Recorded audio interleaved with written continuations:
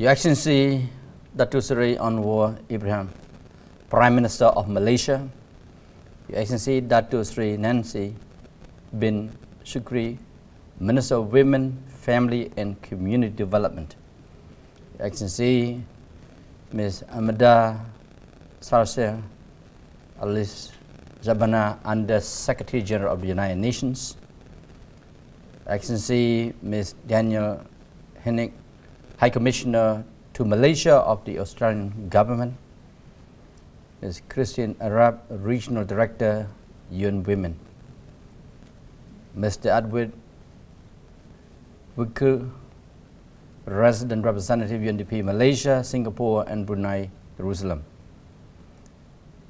Excellencies, representatives from the ASEAN Committee on Women and other ASEAN sectoral bodies, Excellencies, distinguished delegates, ladies and gentlemen, good morning. I'm pleased to address you today during the opening ceremony of the New Frontier in the Care Economy Conference 2025. I wish to congratulate Malaysia for its vision and leadership in convening this vital conference. I also wish to express my gratitude to all the ASEAN partners who supported and made this event possible.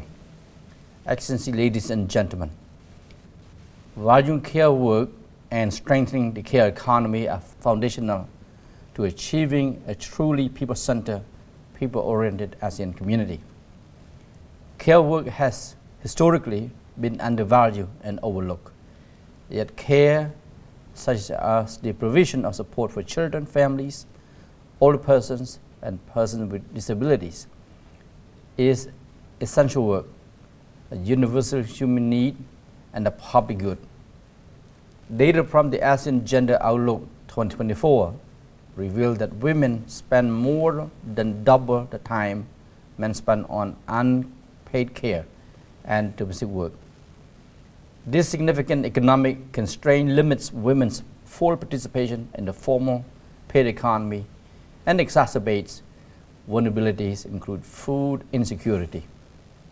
For instance, in 2022, an estimated 17% of women in Southeast Asia struggle to secure adequate food, a challenge directly linked to these systematic burdens.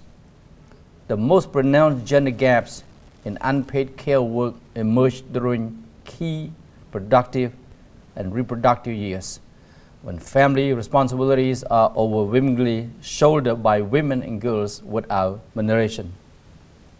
To fully understand the multiple burdens shouldered by women and girls, the report addressed unpaid care work in ASEAN 2021 introduces a care-sensitive dimension into national and regional gender policies. Specifically, the report recommended care policy actions focusing on 4 pillars: care infrastructure, care-related social protection, transfers and benefits, care services, and employment-related care policies. Excellencies, ladies and gentlemen, in promoting and advancing gender equality and empowerment of all women and girls in the region, ASEAN has consistently recognized the importance of unpaid care and domestic work and the broader care economy. In 2021, ASEAN leaders adopted the landmark ASEAN Comprehensive Framework on Care Economy.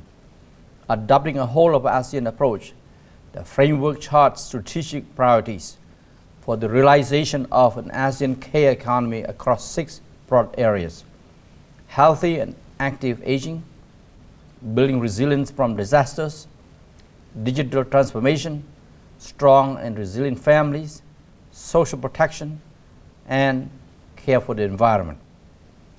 Building on this foundational document, the 3rd ASEAN Women Leaders Summit was convened in August 2024 under the leadership of Lapidar as ASEAN Chair. The summit underscored the need for a comprehensive framework to transform care work, recognizing, reducing, and redistributing unpaid care and domestic work, as well as rewarding and ensuring representation of those who provide care. The summit highlighted the interconnectedness of care work with pressing regional concerns, building resilience to disasters and the impacts of climate change, supporting the women, peace and security agenda, and harnessing the potential of the digital economy. In 2024, ASEAN leaders adopted the ASEAN Declaration on strengthening the care economy and fostering resilience towards the post-2025 ASEAN community. Spearheaded by the ASEAN Committee on Women, the declaration demonstrates the value we place on care work. It explicitly recognizes unpaid care and domestic work as a foundational pillar of human life, societal well-being, and economic growth. Addressing unpaid care and domestic work is therefore critically important for achieving genuine gender equality and women's economic empowerment. Excellencies, ladies and gentlemen, promoting the care economy is an investment in human capital and a blueprint for a more equitable, resilient, and inclusive future. Southeast Asia stands at a critical juncture. Our aging population means demand for care will rapidly grow in both the short and long terms, while raising education levels will likely increase women's labor market participation. This convergence makes action on the care economy not just important, but urgent. By recognizing, valuing, and investing in care, we unlock the full potential of women, strengthen the resilience of our families and communities, and accelerate the sustainable growth of our region. In closing, let us continue to work together to recognize, reduce, and redistribute unpaid care and domestic work in the region. In the spirit of ASEAN community, let us move forward together to build a truly caring, resilient, and prosperous ASEAN. Thank you.